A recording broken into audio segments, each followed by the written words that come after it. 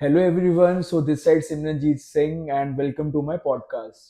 So आज हम एक ऐसे टॉपिक में डिस्कशन करेंगे जो हम डेली खाते हैं वो है रोटी। तो उसके लिए हमारे साथ एक गेस्ट आए हैं अमित भल्ला जी पंजाब से, जिन्होंने अपनी journey as a chartered accountant शुरू करी एंड अब वो स्टार्टअप चला रहे हैं जिसका नाम है प्रसादा। तो let's take it further and Amit Bhalla ji को हम इंट्रोड्यूस करते हैं and let's start this podcast. Thank you Simar ji. तो सिमर जी, आज हम जो डिस्कशन करने वाले हैं उसका एक हमारी ज़िंदगी से बहुत एक ज़रूरी टॉपिक है, वो है रोटी। आप ये जान के हैरान होंगे कि हम हर एक इंसान हर 3 घंटे में रोटी खाता है, बट कभी वो ये ध्यान नहीं देता कि रोटी जो वो खा रहा है वो न्यूट्रिशन वाइज उसकी क्या वैल्यू, उसमें कितने न्यूट्रिएंट्स हैं और वो हमारी बॉडी के लिए सही है भी कि नहीं। तो यही डिस्कशन है जो मैं आज आपसे करना चाहता हूँ। तो आपको यहाँ कैसा लग रहा है आज हमारे पॉडकास्ट पे? बढ़िया है सर, कॉफ़ी अच्छी है, नॉर्मल डिस्कशन कर रहे हैं, बट ये नॉर्मल डिस्कशन नहीं होने वाली। मुझे लगता है कि ये जो पॉडकास्ट है, पब्लिक है, उसको इस पॉडकास्ट में ऐसी ऐसी नॉलेज पता चलेगी, कुछ ऐसे सरप्राइजिंग फैक्ट्स पता चलेंगे रोटी के बारे में, जो कि मुझे लगता है उनकी ज़िंदगी चेंज करेंगे, उनकी लाइफ चेंज करेंगे। जो प्रसादा ब्रांड हमने लॉन्च करा हुआ है पिछले 3 साल से, we are currently operational in Punjab के कुछ शहरों में, Amritsar, Jalandhar, Ludhiana. So these are the cities, majorly we are active in Amritsar and Jalandhar. So next target is Ludhiana, that will be targeting. तो क्या रोटी हम जो खा रहे हैं वो सही है कि नहीं है, इसको आज हम जानेंगे, और प्रसादा कैसे इस चीज को एड्रेस कर रहा है वो हम समझेंगे। मेरे पास एक क्वेश्चन है आपके लिए। ये जो प्रसादा नेम है आपके माइंड में आया कैसे कि मुझे अपने ब्रांड का नाम प्रसादा रखना है? ये प्रसादा वर्ड ही इतनी अच्छी वाइब्रेशन दे रहा है कि मन कर रहा है कि अभी बस हमारे सामने आपके आपके ब्रांड की रोटी आ जाए और हम उसको खाएं। हम्म। जैसे क्या है कि आपको पता है कि मैं बाय प्रोफेशन एक चार्टर्ड अकाउंटेंट हूँ। तो मैं पिछले 8 साल से 8 साल नहीं, 10 साल में गुड़गांव में था। मेरी जो ट्रेनिंग थी वो पीडब्ल्यूसी में थी, प्राइस वाटर हाउस कूपर्स में। तो गुड़गांव यही साइबर सिटी में मैं करता था। अपनी जॉब भी करी मैंने, फिर आर्टिकलशिप यहाँ पे कंप्लीट करी, देन आई कंटिन्यूड इन पीडब्ल्यूसी। तो जो हमेशा मन में आइडिया था कि अपना कुछ करने का, अपना कुछ स्टार्टअप करने का, देन वी ट्राइड 1 और 2 things in Gurgaon, Delhi NCR में हमने ट्राई करी, बट वो नहीं हो पाई थी। 2-3 हमारे स्टार्टअप्स जो थे वो फेल हुए। बट फिर आप कह सकते कि भगवान को ये चाहिए था कि मैं इस इंडस्ट्री में आऊँ, इस रोटी आटे की इंडस्ट्री में आऊँ। तो हुआ क्या कि जो हमारा फैमिली बिजनेस था, that was in this domain only. मेरे ओके। जो फादर, मेरे ग्रैंडफादर, हमारा नॉर्मल एक चक्की सेटअप था, जो हम मतलब काफ़ी टाइम से मतलब मेरी फैमिली करती थी, फैमिली ओन करती थी। तो मेरे को ये लगा कि यार क्यों ना कुछ ऐसी चीज चीज चालू करी जाए जिसको जिसको जो मुझे बहुत अच्छे से आती है, जिसके बारे में मेरे को बहुत नॉलेज है। क्योंकि स्टार्टअप में या कोई भी बिजनेस करने में उस चीज के इन एंड आउट और उसकी जो इंटरनल नॉलेज है उसका पता होना बहुत जरूरी है। तो मेरे को पता था कि मेरा तो मतलब जन्म ही उस एनवायरनमेंट में हुआ कि गेहूं कैसे पिसती है, आटा कैसे बनता है, और कैसे वो सब चीज़ें चलती। तो ये ऑलरेडी मेरे माइंड में था। तो मैंने कहा कि यार why not get into the family business, और उसको मेक ओवर करके और उसको एक अच्छी क्वालिटी का प्रोडक्ट हम बना सकें। तो वो सब चीज़ें मतलब आई और हमने वो करा। पर शादा नाम जो था, क्योंकि मैं हमेशा ये सोचता हूँ कि नेम जो है, बीइंग मैं मार्केटिंग की बुक्स भी बहुत पढ़ता रहा, मार्केटिंग की नॉलेज भी लेता रहा पिछले काफ़ी टाइम से। तो 2020 की बात है, when I was in 2020, I was sitting in Gurgaon. और मैं अपने ऑफिस में at that time I was working working in in corporate job कर रहा था एज अ सीए एक कंपनी में। तो मेरे माइंड में था यार अपने जो बिजनेस है उसका क्या नाम रखा जाए, क्या ऐसी चीज़ कुछ इस तरीके का नाम रखा जाए जो एक इमोशनली कनेक्ट करे, इंसान को दिल को छुए। तो ऑब्वियसली जैसे हमारे पंजाब में जैसे लंगर देते हैं तो बोला जाता है कि Prasada, roti is a synonym of, Prasada is synonym of roti. In spiritual sense. तो वो था मतलब तो फिर ये एक वर्ड ये क्लिक हुआ, तो मैंने कहा why not take this name. So that's how this all started, because just to connect emotionally with the people. और एक प्रसादा जो है, it has to be a quality product, या क्योंकि प्रसादा अगर नेम रख लिया तो उसमें वो क्वालिटी, बिल्कुल। उसमें वो न्यूट्रिशन वैल्यू, वो सब चीजें हम्म, होनी चाहिए उस प्रोडक्ट पे। तो वो उसको इसी चीज को माइंड में रखते हुए we had this name Prasada. Very nice. Amit ji, जैसे कि आपको पता ही है कि आपके जिस आप फील्ड में गए हो, इसमें पहले से ही इतने बड़े ब्रांड्स हैं हमारे साथ, हम्म, तो आपको ये नहीं लगा कि यार मैं इस फील्ड में जाऊंगा, मैं इस फील्ड में हम्म, अपना एक कैसे इस फील्ड को इतनी बड़ी करूंगा, हम्म, आटे की, हम्म, क्योंकि इसमें और भी इतने बड़े बड़े ब्रांड्स हैं, हम्म, सबको पता ही है कौन कौन से हैं वो। हम्म। तो उसके टक्कर में आप कैसे आओगे, और आप में ऐसा डिफरेंस है कि आपकी रोटी हम खाएं और मतलब वो जो हमारे कुछ ब्रांड्स हैं उनको छोड़ दें, कि आपकी रोटी ऐसी क्या देती है चीज देखो, हमें? ऐसा नहीं है कि बाय जस्ट एक थॉट माइंड में आया और मैंने ये प्रसादा स्टार्ट कर दिया। हम्म, इसके पीछे बहुत बड़ा रीजन है, बिकॉज आई ऑब्जर्व्ड कि मैंने देखा, even when I was living in Gurgaon, तो मैं देखता था कि हमारी रोटी में चोकर है नहीं। Although it was written in even big giant companies, MNCs companies के पैक पे, it used to be written whole wheat atta, whole wheat atta, but we never saw choker in the atta.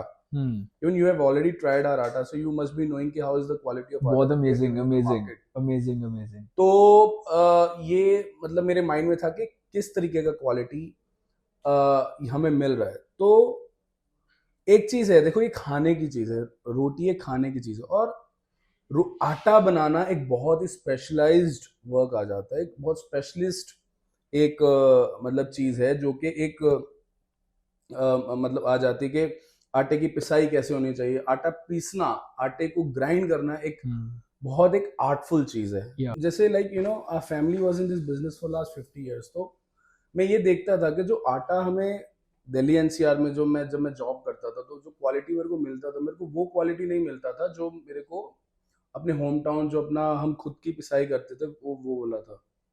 तो मैंने कहा इसके पीछे कोई ना कोई गैप तो है, कोई ना कोई रीजन है कि ये क्वालिटी वैसी नहीं है। लाइक कहते हैं कि whole wheat atta, whole wheat atta, but वो वाली क्वालिटी नहीं है। हम्म, तो देन आई स्टार्टेड नोटिसिंग कि the chokar that is actually missing in atta, that in their big MNCs companies, उनके आटे में वो चोकर जो है मिसिंग है। तो फिर मैं जब 2020 में मैंने ये सोचा कि उस गैप को, वो गैप मैंने देख लिया कि ये, क्योंकि देखो, जो चोकर होता है, चोकर is must for our abdomen। एक जो व्हीट ब्रान होता है उसके बहुत हेल्थ बेनिफिट्स होता है, जो कि उस रोटी में था नहीं, आटे में था नहीं। तो मैंने कहा कि मार्केट में, फिर मैंने ऑब्जर्व करा कि जितना भी आटा मार्केट में सप्लाई हो रहा है, जितना भी आटा मिलों का आ रहा है, जितने भी बड़े बड़े ब्रांड्स का आटा आ रहा है, उसमें चोकर नहीं है, उसमें चोकर की मात्रा बहुत कम है। बट उस पे तो उन्होंने लिखा होता है कि चोकर। चोकर है बट है नहीं। उसके पीछे जो उनका प्रोडक्शन मेथड है, जो प्रोडक्शन प्रोसेस है, वो जो फॉलो करते हैं जिससे वो आटा बनाते हैं, वही सबसे बड़ा रीजन है कि उसमें चोकर होता नहीं है। जैसे फॉर एग्जांपल मैं आपको बताता हूँ, जितनी भी एमएनसीज हैं, ये आटा बनाती हैं एमरीज पे। एमरीज माने जो छोटी चक्की होती है, उनसे आटा बनता है। हमेशा शुरू से जब आप देखा जाए कि आटा जो होता था, गेहूं होती थी, घरों में पीसते थे, स्लो प्रोसेस पे, जो पहाड़ी पत्थर होते थे, जो नेचुरल स्टोन्स होते थे, उनकी मदद से घर पे आटा पीसा जाता था। बट फिर आगे चल के जो कराट होते थे, जो पानी, नहरों का जो पानी होता था, उसके फ्लो से जो पत्थर घूमते थे और उनसे आटा पीसा जाता था, वो आटे बहुत बढ़िया होते थे। फिर उसके बाद मैकेनिकल जो कराट होते हैं, जो हमारी चक्कियां जिससे ट्रेडिशनली हम बनाते रहे पंजाब में, अमृतसर, जलंधर, इन सब एरियाज में, जैसे हम वो आटा पीसते रहे, उनसे बनता था। बट वो जो आटा बनता था, जब तक तो वो मैकेनिकल कराट, जो हमारी जो पहाड़ी पत्थर की चक्की थी, तब तक तो सही था, क्योंकि वो जो चक्की होती है, वो 100 से 150 चक्कर पे घूमती है। कराड़ जो होते हैं, जो जो पानी वाले होते हैं, वो भी 100 चक्कर, 125 चक्कर पे घूमते हैं। जो घर पे जो होते थे, वो 100 से कम चक्करों पे घूमते हैं। वो मतलब वो स्ट्रेंथ पे डिपेंड करता है कि वो लेडी या जो भी बंदा वो आटा बना रहा है, वो हम्म, कितनी तेज उसको घुमाएगा। तब तक तो आटा सही था, क्योंकि जो चोकर होता था वो कुछ साइज का, कुछ एक साइज का चोकर जो है आटे में रहता था, और वो जो चोकर होता था एक फिल्ट्रेशन का काम करता था, हमारी सफाई का काम करता था, हमारी पेट की, हमारा मोशन सही रखता था वो जो चोकर होता था आटे में।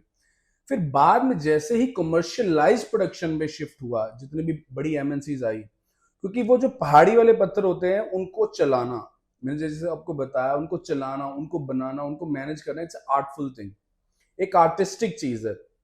हमारे बाप दादा उन चीजों को सीखते रहे, करते रहे। तो मैंने ये देखा कि यार ये जो टेक्नोलॉजी है या ये जो तरीका है आटा बनाने का, दैट इज मोर हेल्दी। ये आटे में न्यूट्रिएंट्स को सही रखता है, क्योंकि वो जो एमरी स्टोन्स होते हैं वो घूमता है 500 चक्रों पे, 500 आरपीएम पे घूमता है, 500 रोटेशंस पर मिनट, वो इतनी तेज घूमता है, वो क्या करता है, आटे को बिल्कुल बारीक कर देता है। जब वो आटे को इतना बारीक कर देता है, आटे का जो ग्लूटेन लेवल बहुत बढ़ जाता है, आटा चिपचिपा हो जाता है। जब हम आटा गूंदे, आप देखना आज की डेट में आटा जब हम गूंदते हैं तो हमारे हाथों को बहुत चिपकता है, वो हाथों को भी चिपकता है। जब हम खाते हैं तो हमारे इंटेस्टाइन्स को चिपकता है, छोटी आंत बड़ी आंत जहां से घुसता है निकलता है वहां पे चिपकता हुआ जाता है। तो इस वजह से ये जो जितने भी एमएनसीज के आटे हैं ये बहुत ज्यादा हेल्दी नहीं है हमारे लिए। दैट्स वाई मैंने ये ऑब्जर्व करा कि we should start a brand जिसपे हम पहाड़ी पत्थर से आटा बनाएं और वही आटे की क्वालिटी दें जो आज से 20 साल 30 साल पहले तक लोग लेते थे। तो मुझे एक बात बताओ आप कि जो ये कंपनीज है बड़ी एमएनसीज हैं, ये पहाड़ी पत्थर से क्यों नहीं बनाती आटा? इन्होंने छोड़ क्यों दिया कि पहाड़ी पत्थर से जैसे हम मैंने नहीं आपको बनाएंगे? पहले ही बताया, छोड़ नहीं दिया, मतलब ये जितने भी बड़ी एमएनसीज हैं they have come into you know ये 2000s के बाद ही स्टार्ट हुई इनका आटा बनाना। पहाड़ी पत्थर से जैसे मैंने आपको बताया, आटा बनाना एक आर्टफुल चीज है, ये एक्सपीरियंस से बनता है कि जो नीचे वाला पत्थर है ऊपर वाला पत्थर है दोनों आपस में टकराएंगे घूमेंगे तो आटा बनेगा। कितना कितना उसको रखना है वो एक्सपीरियंस से आता है। आटा जब आप हाथ लगाते हो कितना है, और वो कितना टच होना चाहिए, कितना उसमें गैप रहना चाहिए, कितना रोटेशन पे उसको चलाना है, वो सब चीजें उसमें काउंट करती हैं। अब एक और प्रॉब्लम है कि तो ये जितनी भी बड़ी एमएनसीज हैं अगर ये चाहें भी तो वो नहीं चला सकते, क्योंकि उन चक्कियों को बनाने वाले, उन चक्कियों को चलाने वाली वो जो नॉलेज है, वो जो लोग हैं, वो एक्चुअली आप ये समझो कि वो जनरेशन खत्म हो चुकी है 2000 से पहले। तो ये जितनी भी छोटी चक्की है, कॉम्पैक्ट चक्की है, एमरीज जो आई मार्केट में, वो इतने हाई आरपीएम पे घूमती है, वो बिल्कुल आटे को पाउडर कर देती है, बहुत बारीक कर देती है। इसलिए वो जो आटा है वो हमारे लिए, हमारे पेट के लिए सही नहीं है। अब आप एक और चीज देखोगे, जो एमरीज होती है, एमरीज जो ये छोटी चक्की होती है जिनपे कमर्शियलाइज जो आज की डेट में प्रोडक्शन होती है, आप देखोगे इनके जो प्लांट है बहुत लंबी लंबी, मतलब 30-30 40-40 छोटी छोटी छोटी छोटी एमरीज लगी हुई है। अब उसमें क्या होता है, वो एक जो ग्रेविटी का लॉ है उसके अगेंस्ट काम करती है। जैसे जैसे मैं आपको समझाऊं कि जो पहाड़ी पत्थर होता है उसमें क्या होता है कि नीचे वाला पत्थर जो है वो स्टिल रहता है, ऊपर वाला पत्थर घूमता है। एमरीज जो होती है इनमें क्या होता है कि जो जो ऊपर का पत्थर होता है वो खड़ा रहता है, नीचे वाला पत्थर घूमता है। Okay. Which is against law. जैसे फॉर एग्जाम्पल मैं आपको बोलूं एक वॉलनट है, आपको उसको तोड़ना है, उसको ब्रेक करना है, आप क्या करोगे, आप उसको फ्लोर पे रखोगे, आप एक पत्थर लोगे, आप अपनी फोर्स तो लगाओगे ही लगाओगे, और ग्रेविटेशनल फोर्स जो नेचुरल फोर्स है आप उसका भी यूज करके उसको मल्टीप्लाई करके उस वॉलनट को तोड़ोगे। सेम एज इट इज जब गेहूं को पिसाई करी जाती थी उसमें क्या होता था कि गेहूं जब नीचे वाले पत्थर के ऊपर आती थी तो ऊपर वाला पत्थर, अपना वेट तो पत्थर का है ही, तो ग्रेविटी का भी रोल आ जाता है उसको आटा बनाने में। एमरीज उल्टा है, एमरीज में क्या है, ऊपर वाला पत्थर खड़ा रहता है, नीचे वाला पत्थर घूमता है, तो उसको क्या करते हैं, लीवर के साथ चिपकाते हैं नीचे वाले पत्थर को। अब नीचे वाला पत्थर तो वैसे ही नीचे गिरने की तरफ रहेगा, और बट वो आटा तब तक बनेगा ही नहीं एमरी पे जब तक वो 400-500 चक्कर पे घूमेगा नहीं पत्थर। जब वो घूमता है तो क्या करता है कि चोकर जो होता है, जो गेहूं का छिलका होता है, उसके भी 10 टोटे कर देता है, 10 छोटे छोटे पार्ट्स में तोड़ देता है चोकर को। चोकर इतना बारीक हो जाता है कि चोकर चोकर रहता ही नहीं है गेहूं में। इस वजह से वो आटा बहुत वाइट भी होता है, आटा बहुत बारीक हो जाता है, पाउडर की टेक्सचर में आ जाता है वो आटा। इसलिए वो आटा जो है हमारे लिए हेल्दी नहीं है। तो आज की एमएनसीज कंपनीज जो हैं अगर ये चाहें भी उस मॉडल पे जाना, उस चक्की वाले आटे पे जाना, वो नॉलेज लेना, उस तरीके का आटा हम तो चाहते हैं उस पे आटा बनाएं, हम तो चाहते हैं उस पे शिफ्ट हो, क्योंकि ये जो एमरीज हैं इस पे आटा अच्छा नहीं बनता। तो तो बेटर होगा, पब्लिक के लिए भी बेटर होगा कि अगर पहाड़ी पत्थर से आटा बने, वो ज्यादा बेटर होता है। अमित जी एक बात बताओ, ये जो रोटी है हम कब से खा रहे होंगे आपके हिसाब से, कि मतलब इसका इन्वेंशन कैसे हुआ, या तो कैसे ये हम कब से खा रहे हैं रोटी? रेगुलर हमारे डे टू डे कंजम्पशन में कैसे है? हाँ जी। जैसे आजकल ना आप देखो, बहुत सारे ना मिथ बनते हैं, बहुत सारे ऐसे सोसाइटिकल एक मिथ बन जाते हैं। जैसे आजकल मैं बहुत बार सुनता हूँ कि ये जी गेहूं की जो रोटी है ये जी अंग्रेज लेके आए हैं, इससे पहले तो गेहूं खाते ही नहीं थे। हम्म। गेहूं का जो पहले तो गेहूं होती नहीं थी, ऐसा कुछ नहीं है। अंग्रेजों, ये जो गेहूं के जो आप अगर देखोगे, इनके जो सैंपल्स हैं बहुत, जो हड़प्पा मोहनजोदारो की जो खुदाई है वहां पे भी इसके जो गेहूं के जो बीज हैं मिले हैं। तो आज से नहीं, इसके जो फुटप्रिंट से बहुत पुराने, हजारों सालों से यहाँ पे गेहूं खाते रहे। गेहूं पहले जो होती थी, गेहूं है क्या, जो वीट है क्या, गेहूं एक घास है। जैसे एक गाय के लिए घास होती है, उसी तरीके से इंसान के लिए जो गेहूं और चावल है। पहले क्या होता था, बहुत हजारों साल पहले ये जंगलों में ऐसे ही उग जाती थी, जंगली घास की तरह जंगलों में उग जाती थी, बड़ी बड़ी घास होती थी। तो धीरे धीरे जिसके जैसे जैसे इसकी डोमेस्टिकेशन हुई, जैसे जैसे इंसान ने इसको बीजना शुरू करा, अलग अलग जगह पे, अलग अलग वेदर पे, अलग अलग तरीके की जमीन पे जब इसकी वो शुरू हुई, तो ये एक डोमेस्टिक क्रॉप की तरह मतलब एक वो हो गई। तो ऐसा कुछ नहीं है कि जी अंग्रेज लेके आए, ये इसका कोई एक वैलिड, वो कोई एक वैलिड रीजन नहीं है इस चीज को बिलीव करना। सभी ग्रेन्स हमेशा से ही यहाँ पे सिंधु घाटी सभ्यता में जितने भी लोग यहाँ पे इस एरिया में रहते रहे, हमेशा से ही खाते रहे। अमित जी जैसे आप अमृतसर से आए हैं, तो वहाँ पे तो अमृतसरी कुलचा एक ट्रेंड है कि अमृतसरी कुलचा वहाँ से खाना ही खाना है।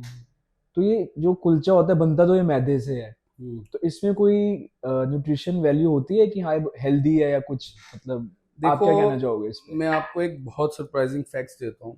हम्म।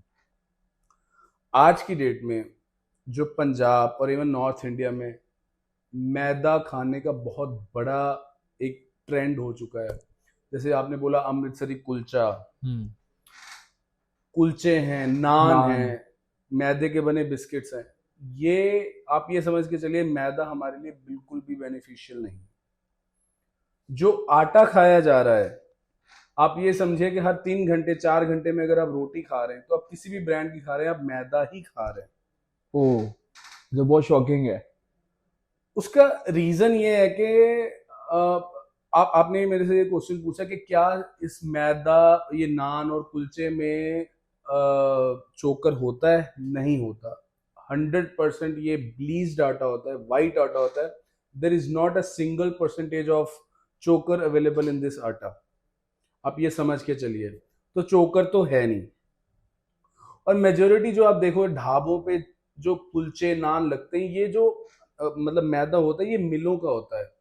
मिल्स, जो बड़ी बड़ी इंडस्ट्रियल मिल्स होती हैं, वहां पे रोलर मिल्स के थ्रू यहाँ पे प्रोसेसिंग करके मैदा निकालते हैं गेहूं में से। गेहूं में से आप ये समझिए रवा जो होता है, जिसको हम रवा सूजी वो निकालते हैं। चोकर अलग करा जाता है और आटा अलग करा जाता है। मतलब एक ही गेहूं में से इतने प्रोसेस से क्या क्या निकलता है, मैदा निकलता है, आटा निकलता है, वाइट आटा, चोकर निकलता है, रवा सूजी निकलता है। तो आटे का जो परसेंटेज है वो 15% इतना रहता है। तो ये जो आटा होता है, आप ये समझ के चलें कि इसमें कुछ नहीं होता, इसकी जो न्यूट्रिशनल वैल्यू जीरो है। ये स्टडी ये बोलती है कि बहुत मेजर पॉपुलेशन है पंजाब की, हरियाणा की, नॉर्थ इंडिया की, that is going to be a diabetic due to the consumption of more maida in their daily diet. और डायबिटीज तो एक बहुत बड़ा खतरा है ही इसमें, मतलब चोकर ना होने की वजह से, मैदा कंजम्पशन की वजह से। मैदा जो है हमारे पेट की जो बीमारी है, अब्डोमेन की जो बीमारी है, कॉन्स्टिपेशन वगैरह, उन सब के लिए बहुत बड़ा कारण है। ये जो चोकर आटा है, ये सुनने में आया है कि डाइजेशन में बहुत हेल्प करता है, तो ये कैसे करता है? देखो सिमर जी, समझने वाली बात है कि आज से 15-20 साल पहले लोगों को रोटी खाने से कॉन्स्टिपेशन नहीं होती थी, डाइजेशन की प्रॉब्लम नहीं होती थी। अभी क्या हो गया कि पिछले 15-20 सालों में आप कुछ मत खाओ बाहर का, जस्ट रोटी खाओ और आपको डाइजेशन नहीं होती, आपको कॉन्स्टिपेशन की प्रॉब्लम हो रही है।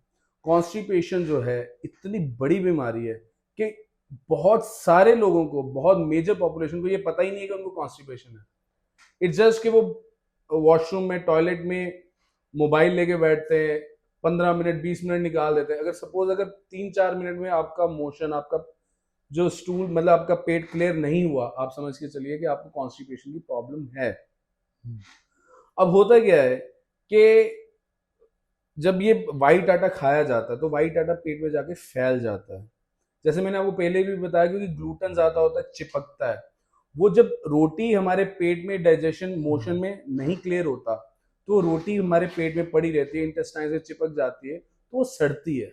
वो अंदर पड़े पड़े वो सड़ने की वजह से कॉन्स्टिपेशन की प्रॉब्लम आ जाती है, गैस्ट्रिक की प्रॉब्लम आ जाती है। और वो जो गंदगी होती है जो पेट में पड़ पड़ के सड़ जाती है, वो हमारी जो ब्लड स्ट्रीम्स होती हैं उसमें चली जाती है। Due to that reason we have blockages, जो प्रॉब्लम आ जाती है ब्लड स्ट्रीम्स में, आर्टरीज में, जो हार्ट की प्रॉब्लम्स आ जाती है। इन सब का कारण कहीं ना कहीं कॉन्स्टिपेशन है। और कॉन्स्टिपेशन का जो सबसे बड़ा रीजन है वो है आटा। आप ये समझ के चलिए सिमर जी के जो गेहूं है, गेहूं यहां की, नॉर्थ इंडिया की एक मेजर क्रॉप है। आप एक दिन में एक रोटी, दो रोटी अगर नहीं खाएंगे, आपको वीकनेस फील होगी। आपको, आप ये समझ के चलें कि आपके आपके अंदर कमजोरी फील होगी, क्योंकि यहां की जमीन में हम पैदा हुए हैं। यहाँ की जमीन में ही गेहूं, हमें हमें जो जमीन है वो क्रॉप देती है गेहूं की। तो अगर हम गेहूं रोटी नहीं खाएंगे, हमें वो न्यूट्रिशंस जो है वो नहीं मिलते। चावल यहाँ का नहीं है, चावल पंजाब की खेती नहीं है। हाँ जी।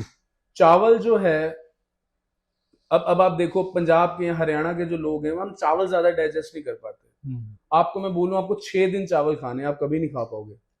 हम पंजाबियों को, हम जो यहाँ के लोग हैं, हम रोटी ज्यादा अच्छे से डाइजेस्ट करते हैं, क्योंकि हमारा जो एनवायरनमेंट है, हमारा जो क्लाइमेट है, वो रोटी को ज्यादा सपोर्ट करता है। हमारी बॉडी जो है रोटी को ज्यादा अच्छे से डाइजेस्ट करती है एज कम्पेयर टू चावल।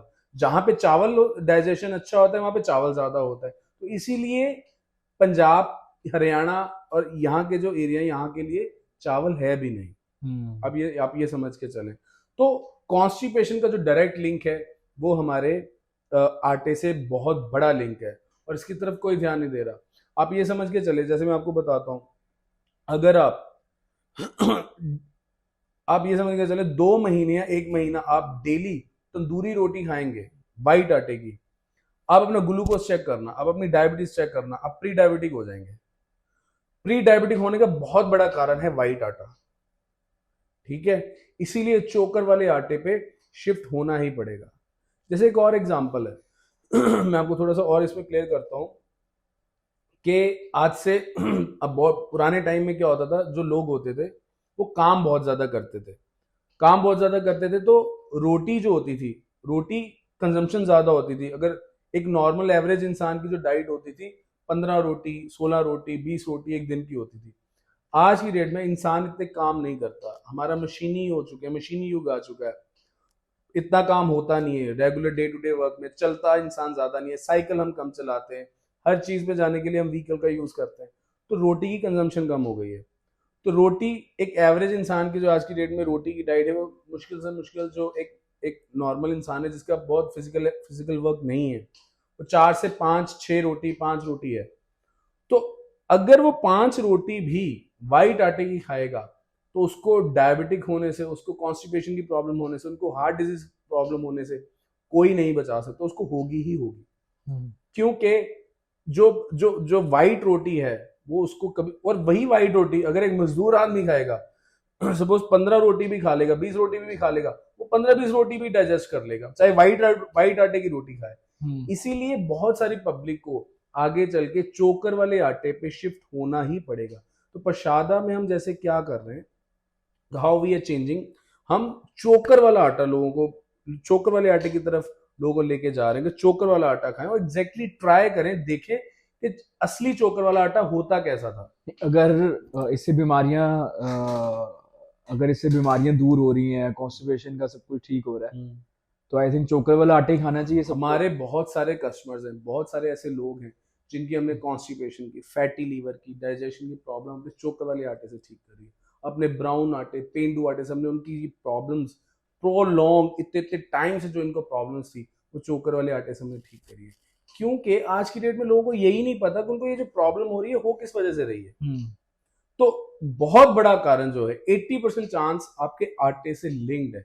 तो इसलिए प्रसादा ब्रांड का मार्केट में होना एक मीनिंगफुल हो जाता है, बहुत जरूरी हो जाता है कि प्रसादा जैसा ब्रांड जो है ऐसी अवेयरनेस दे, ऐसी चीजें लोगों को बताए कि भैया पहाड़ी पत्थर से बना हुआ आटा ही आपके लिए ज्यादा बेनिफिशियल है, जिसमें कुछ लेवल हद तक का चोकर जो है एक साइज का रहे। क्योंकि वो चोकर जो क्या करता है, एक फाइबर होता है, फाइबर क्या करता है, एक स्टूल को हैवी भी करता है, स्टूल में चिकनापन भी लेके आता है। तो वो जो हमारा जो बॉडी में जो स्टूल बनता है उसको हैवीपन होने की वजह से वो जितने भी क्लीन जो जहाँ पे स्टूल इकट्ठा होता है उसको क्लीन करने में हेल्प करता है, हमारे इंटेस्टाइन्स को हेल्प करता है। जैसे मैं आपको सिमर जी बताऊं कि नॉर्थ इंडिया में, इवन इवन पंजाब में या हरियाणा में, आई डोंट नो, मुझे पंजाब के बारे में ज्यादा पता है, कि जो पूड़ी है हमारे अमृतसर में स्पेसिफिकली देखो वो भी मैदे से बनती है।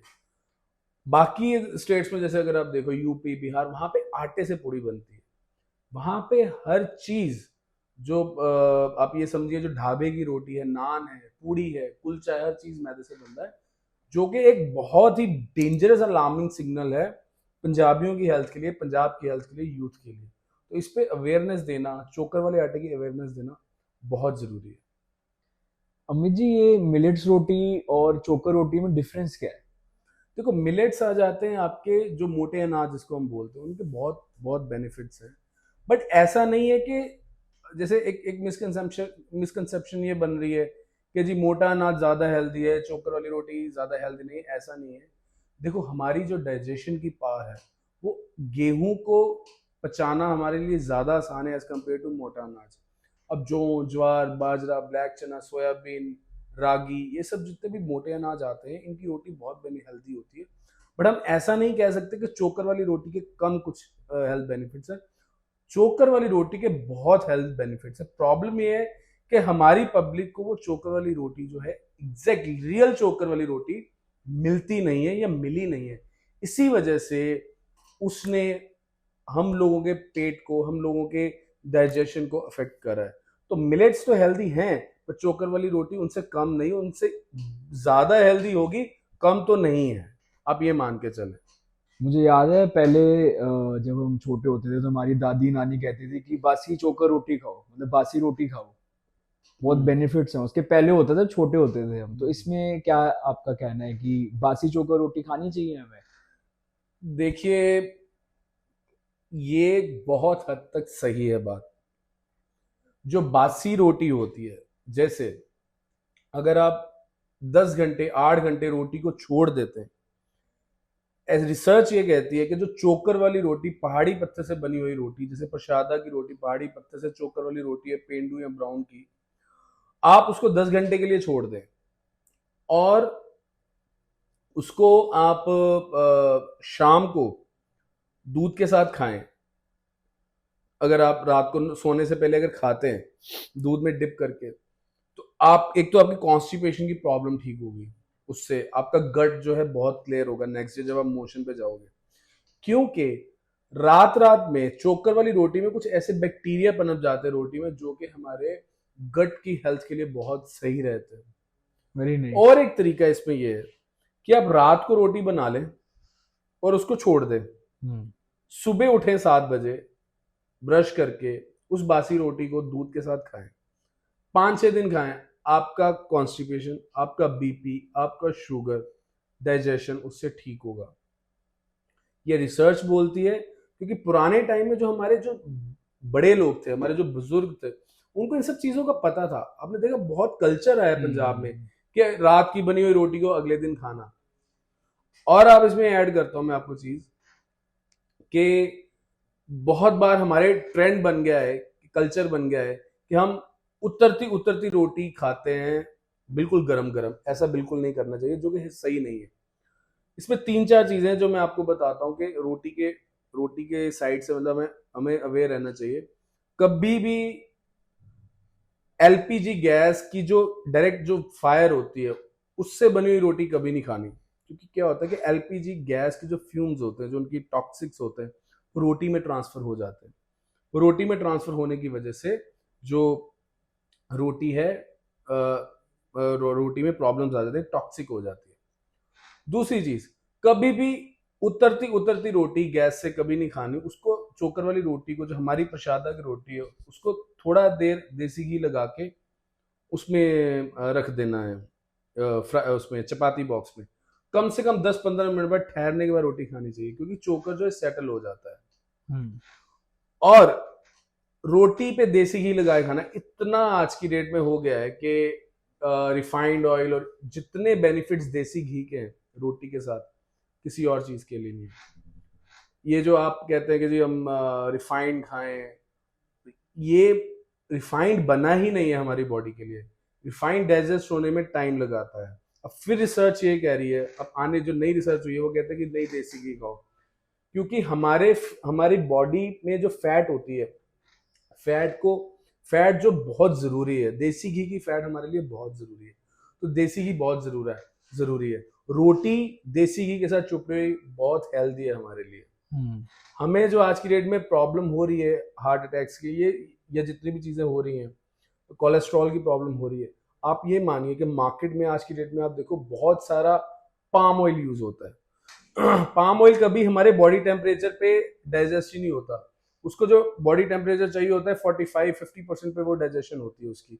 तो जब वो डाइजेस्ट नहीं होता, हमारी वो ब्लड स्ट्रीम में जाता है, हमारी आर्टरीज में ब्लॉक होता है। तो इसी तरीके से जो रिफाइंड भी है वो भी हमारे लिए बहुत हेल्दी नहीं है।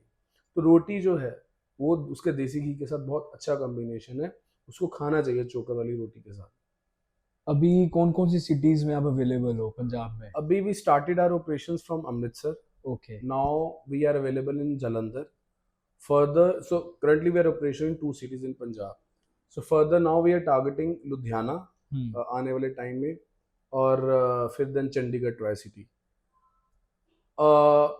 अभी हम अवेलेबल थ्रू ऐप है, प्रसादा की ऐप अवेलेबल है। अमृतसर और जलंधर में कोई भी बंदा हमारी ऐप डाउनलोड कर ले और वहां से ऑर्डर डाले, so with in same day delivery हम देते हैं।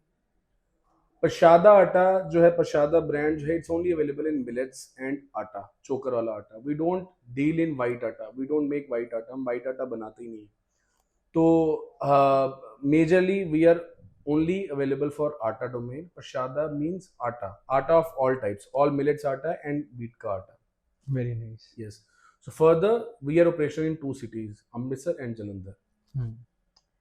So अब आपका दिल्ली में आने का प्लान, गुड़गांव में आने का plan? Yes, first we will cater to क्योंकि यहाँ पे अगर आप आ गए तो ऑब्वियसली जो यंग यूथ सफर कर रहा है, कॉन्स्टिपेशन, हेडेक, आई थिंक ये सब कुछ खाने से ही होता है, क्योंकि यहाँ पे कुछ भी रियल है नहीं। अगर आपका ये ब्रांड यहाँ दिल्ली या गुड़गांव में आ जाए तो आई थिंक बहुत बेनिफिशियल रहेगा हम सबके लिए। We will be targeting Delhi NCR definitely. So first of all we need to cater to the Punjab cities. Punjab को बहुत जरूरत है उस जो वाइट आटे ने जो जकड़ा हुआ है, जो एक हैबिट क्रिएट हुई है लोगों की, वाइट रोटी खाना, मैदा खाना, उसमें से निकालना बहुत जरूरी है। और प्रसादा बहुत हद तक अमृतसर और जलंधर में लोगों को इस चीज के लिए अवेयर करने में सक्सेसफुल रहा है, क्योंकि हम एक मिशन के साथ हमने ये ब्रांड लॉन्च करा था। And we know there are many customers which are in the market, जिनकी हमने बहुत सारी प्रॉब्लम्स को ठीक करा है, and we have been successful in that. Very nice. Yes Amit ji, ये जो स्टार्टअप्स में लोग फंडेड बहुत सुनते हैं कि फंडिंग, क्या आपकी भी कंपनी फंडेड है? मुझे पता था आप इस क्वेश्चन पे आएंगे। तो देखो, फंडिंग तो एक बिजनेस को चलाने के लिए बहुत जरूरी है। एक बिजनेस की ऑक्सीजन होती है फंडिंग। देखो, फंड्स के बिना तो आप काम कर नहीं सकते। बिल्कुल। इन्वेस्टर्स का अपना रोल होता है, इन्वेस्टर्स का एक अपना एक स्पेस होती है किसी भी बिजनेस में। So I would say yes, right now we are a funded startup, we have got funding and we have got some valuation, good valuation. Very nice. वो बोलो। आप बता सकते हो कि अपना कितनी वैल्यूएशन, कुछ आइडिया वैल्यूएशन किस अगर बता वैल्यूएशन दो। पे अभी प्रशादा है? हाँ जी।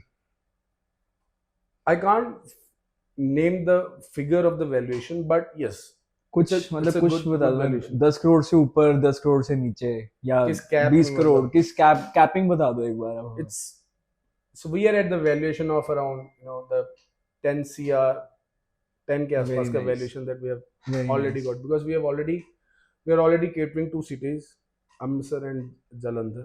Very nice. So we are eyeing for more cities to cater. Then we will see, because see, our major motto is to give the choker wala atta, pahadi patthar se bana atta, to the public, which is the best atta for anybody. मैं आपको guarantee के साथ कह सकता हूँ, कोई भी इंसान अगर उसको वो हमारा ब्राउन आटा, पेंडू आटा, ये अगर खाएगा, विद इन 3 to 5 days उसको जो फर्क है उसकी बॉडी में नजर आना शुरू हो जाएगा। प्रॉब्लम ये है कि हमने जो पुरानी चीजें वो छोड़ते जा रहे हैं। तो यही चीज है, अगर प्रसादा का पेंडू आटा, ब्राउन आटा अगर इंसान लेता है, उसको फर्क तो 2-3 दिन में ही फर्क पता चलना शुरू हो जाता है। सो बेसिकली आप मुझे ये बताओ कि आपका आटा हम बाय कैसे कर सकते हैं? See, we are a app based company. हमारी एप्लीकेशन है प्रसादा की, आप प्ले स्टोर पे जाकर उसको डाउनलोड कर लो। Within same day delivery है हमारी अमृतसर जलंधर में। और उस पर आप डालिए, आप अपना, बाकी अमृतसर में हमारा होलसेल मार्केट में भी शॉप्स पे अवेलेबल है, बट जलंधर में we are available only through app, okay. Prasada app. And even in Ludhiana that will be starting, will be available only through app. आप ऐप पे जाएं, प्रोडक्ट सेलेक्ट करें, आप ऑर्डर डालें, आपको ऑर्डर घर पे डिलीवर होगा। Very it's a nice. Very unique idea, because earlier there was not any company that was जो कि एक आटा घर पे डिलीवरी करती बिल्कुल है। बिल्कुल।